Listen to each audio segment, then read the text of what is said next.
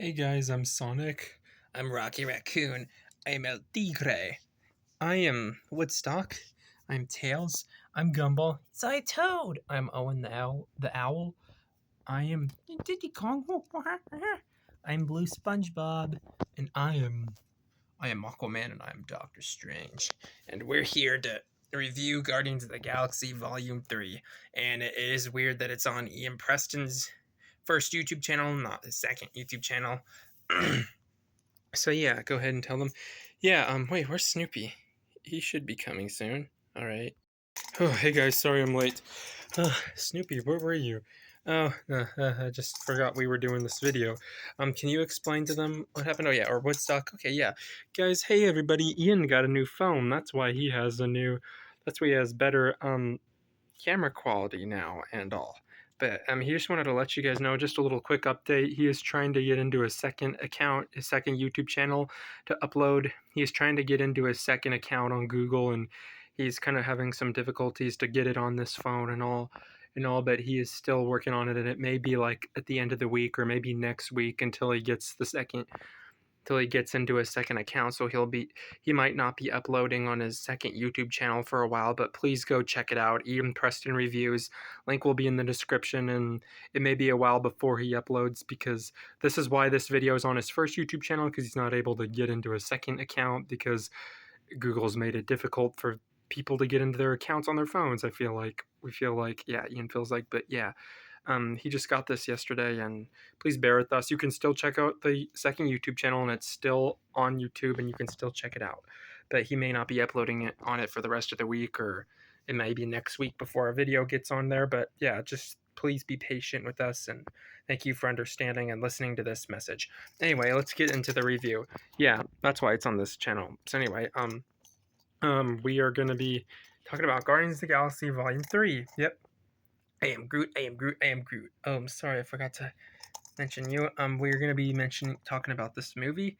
I am Groot. I am Groot. I am Groot. Yes, starring Chris Pratt, um, Zoe Saldana, Dave Bautista, Bradley Cooper as Rocket, Vin Diesel as Groot, and who else is in there? Oh yeah, and Michael Rooker, because he did a Yondu cameo appearance, and also Sean Gunn, who did Kraglin. And yeah, just to let you guys know, this does contain spoilers, so please exit the video if you haven't seen the movie.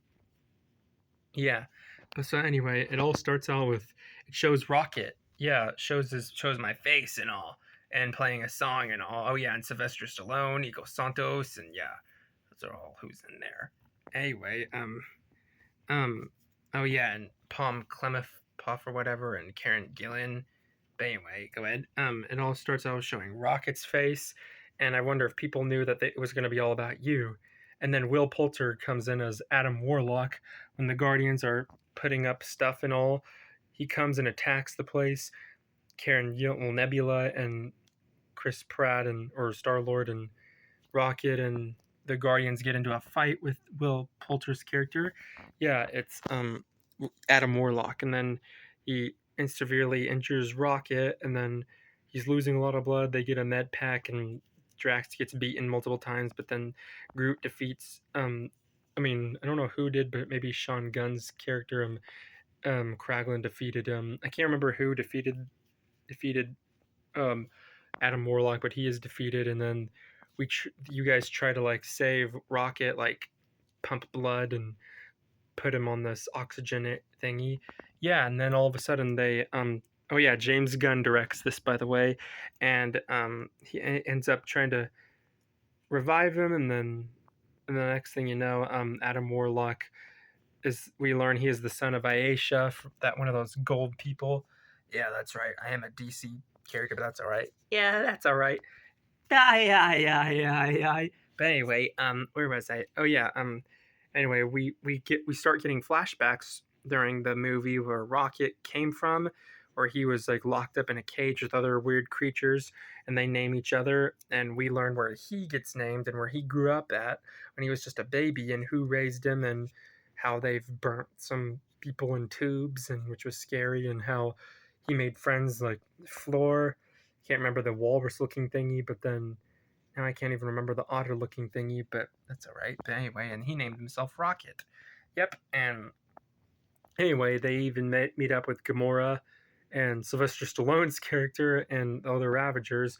They go into this area dressed up as different colors of astronaut like suits, and Peter tries to explain to Gamora that they were in love, but sadly she doesn't remember a thing and she's a Ravager now. And they go in, Drax gets stuck, but they get him out, and then they manage to get past without anyone seeing them. And some of the people look like they're dressed like Bowser. And then they get this pink lady to like with weird gold eyes to like to do something with the security thing and all. And then they Nebula, I mean, what was her name? Mantis and Drax. They sneak in, and then they like do something, and then all of a sudden they get exposed. They get into a fight with all the people, and yes, but luckily Peter manages to get the pink lady to like get the Rocket's files and all. Yeah, my files. And I keep having flashbacks too. Like I had a flashback when that dude, I can't remember his name, but he killed my friends. And yeah, and you fought against those people too as well, and you escaped on a ship. Yeah, that's right. But they're all flashbacks. They're pretty sad. Yep. And anyway, once they get back on the ship, when Groot gets Groot, they Peter tries. I mean, Drax tries to explain to Peter about Gamora, and then I guess it looks like Mantis is trying to tell him what she's trying to tell Peter and all, because they're brother and sister, and guess Peter doesn't really listen to her very much. But then they go to Counter Earth, where weird alien animal people live, and then they end up going to some weird monkey alien looking couple's house, and they end up yeah getting help learning languages from them. And then all of a sudden, because they have to get to the villain's tower who has Rocket, and then they get in the car. It's funny how Peter drops the F word, first MCU F word, and then they drive up there. There's this weird war pig who turns out to be a lady pig, and this other weird creature thingy guarding, and then they manage to break through. Adam Warlock um, interrogates a Ravager and he ends up accidentally killing him, which his mother didn't want him to. Yeah, and then they go to Counter Earth. Then all of a sudden, they get in. Once they get to the tower, Quill and others get into the tower. Um, the villain starts fighting, and then they try to get, and then um, sorry about that, guys. Just we Ian just watched this, and he's kind of, please bear with him on the storytelling. Quill gets into a fight with all the people, and then all of a sudden, so does Groot, and they manage to kick butt easily. But then all of a sudden, they get the, excuse me, they go falling, and then Groot goes flying with Nico Santos's character Teal, and then they go causing him to go crashing onto the ground really hard. They grab the thing from his head. It's the files or something from his head. Yeah, which is gross. And then all of a sudden, an explosion happens, and then Ayesha dies. And then all of a sudden, what was his name? Adam Warlock kills that war pig gal. And then all of a sudden, they manage to get Rocket eventually, and then they revive him. They struggle with reviving him, and then he sees his friends somewhere, and they said it's not his time yet. So then he wakes up, which was a really emotional scene. He wakes up and is reunited with Gamora, Groot, and Peter Quill and his family. But then they have to get, well, wait, oh, I almost forgot. Nebula and Drax and Mantis are on that tower, which turns into a ship, and then they contact Kraglin to help with his help. So they had to get all, because they end up finding some children on board, and they end up, Quill and Rocket and Groot and Gamora get on the ship, and then Kraglin and all the others get into a fight with these flying, ugly-looking monster beast thingies, and then they end up, Mantis and Drax and Nebula encounter those huge beasts, like that beast that they fought at the beginning of the second Guardians of the Galaxy. And then all of a sudden, Kraglin gets word, like he hears Beyondu appears as a ghost and gives him a tip on using the arrow, and then he successfully uses it. And then the dog Cosmo manages to destroy one of those things, because earlier in the movie, they did show Howard the Duck and some other people from the first Guardians of the Galaxy when they're playing poker earlier, and then all of a sudden, because throughout the movie, Kraglin kept calling Cosmo a bad dog, and now he called him a good dog, called her or he a good dog.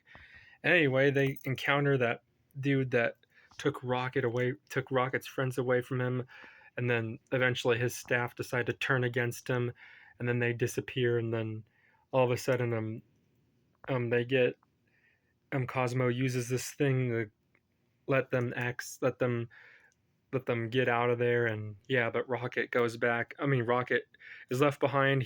They get all the children off board and onto the other side of the area on Cracklin's ship, and then all of a sudden, Rocket decides to free all the animals, but then gets encountered with that dude that took away his family. But then his friends come and help him after a bunch of clash battles against the guards and those big weird looking beast like thingies. And then Rocket decides not to kill. It's almost like Avengers Age of Ultron vibes. And yeah, then Rocket decides not to kill the dude that took away his family because he's a guardian of the galaxy, because Quill doesn't want anyone killing anybody. But they did leave him there to die when the ship exploded, and Peter Quill nearly died almost as he was freezing, but Adam Warlock, with a change of heart, saved him at the last minute. And then the Guardians are hug, except for Gamora. And then Gamora leaves with the Ravagers, says bye to Peter Quill and all. And then all of a sudden, Peter Quill decides to leave the Guardians of the Galaxy. And then everyone decides to take their separate ways, and they have a big party in that little city-like place. And then Peter Quill goes back to Earth and is reunited with his grandpa Jason. Yep. And then in the mid-credit scene, Rocket and a full-grown Groot and Drax and Nebula and one of those kids, you guys all start taking on these alien creatures that are coming at you, and they charge at them to fight them and start playing Redbone, Come and Get Your Love. And then during the credits, we see pictures and photos of the Guardians of the Galaxy 1, 2, and the holiday special, and we see Kevin Bacon in the holiday special picture, and we get to see Thor there too from the Avengers Infinity War. Yep, and then in the after credit scene, Quill and his grandpa are having breakfast and connecting with each other, and then it says the legendary Star-Lord will return. But we hear this is the last Guardians of the Galaxy film according to James Gunn, but Ian rates this a 10.5 out of 10. This one was fantastic, and he really loved it. Puts a smile to his face, and from Marvel Studios, and it is a Kevin Feige production. And we hope you enjoyed this review. Please subscribe, turn on the notification bell, that'll be notified right when videos come out. And please have patience with the second channel and be sure to check that out. And thank you guys for watching.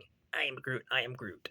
Bye. Adios, amigos. Bye. Thank you, everybody. Bye. Bye. Want to peace him out, Groot? I am Groot, I am Groot. Oh, well then I will. And I also called myself Rocket Raccoon, even though I'm not a raccoon. But anyway, peace out, guys. We love y'all. Y'all.